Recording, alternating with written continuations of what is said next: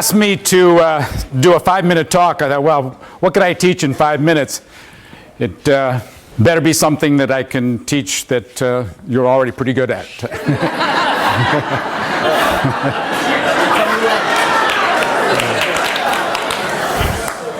So, you know, when you go to these parties and they ask you, what do you do and you say, math teacher, you notice they all take that step back.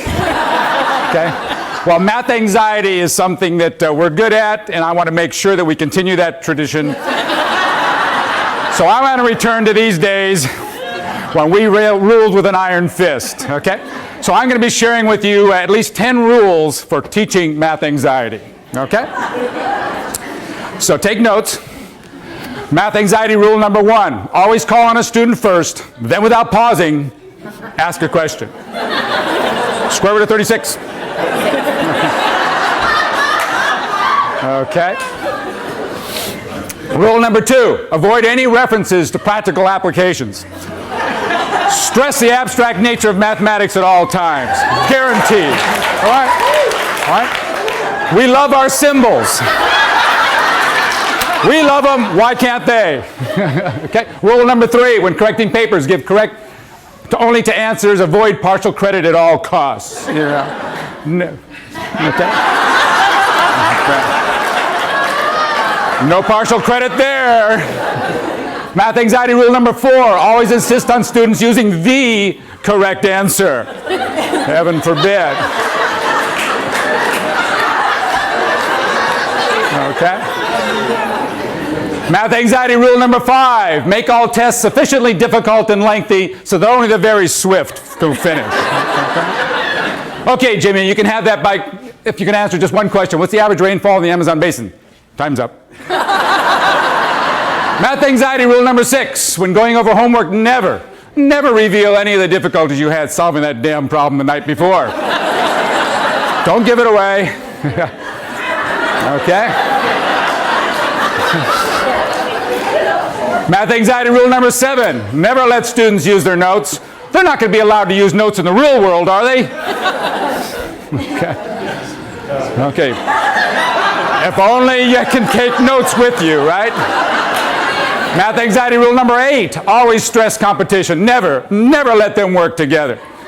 They start working together, you're going to get people smiling, laughing, talking. Makes it very difficult to work on that math anxiety.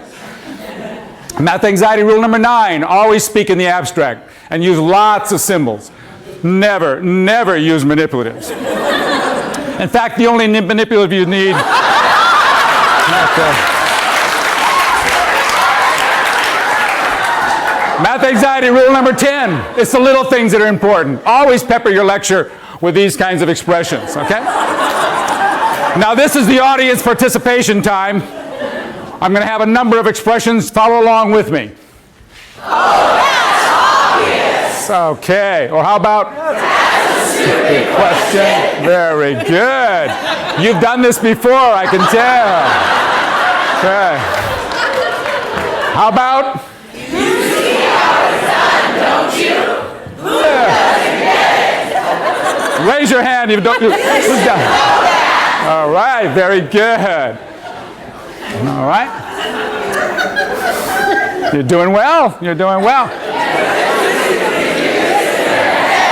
All right.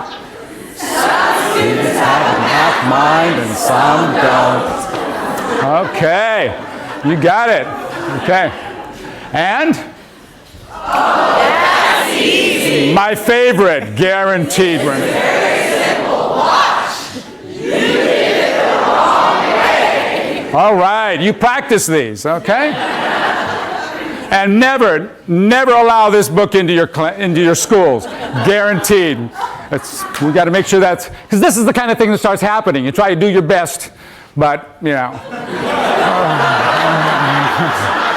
All right? And certainly, if you see any of these around, destroy them. They're guaranteed to cause problems for us here. All right? Sandra Davis, Bill of Rights. And finally, now for your surprise test. Okay? Question 1. Given the 7 initial postulates of Euclid, establish all of high school plane geometry. Question number 2. Given the 5 postulates of Peano, derive all the properties of the real number system. Question number 3, show the connections between the 2 mathematical systems above, paying particular attention to their multicultural influences. Oh, debrief. Okay. Keep up the efforts and we can secure a lasting peace in our society. Thank you very much.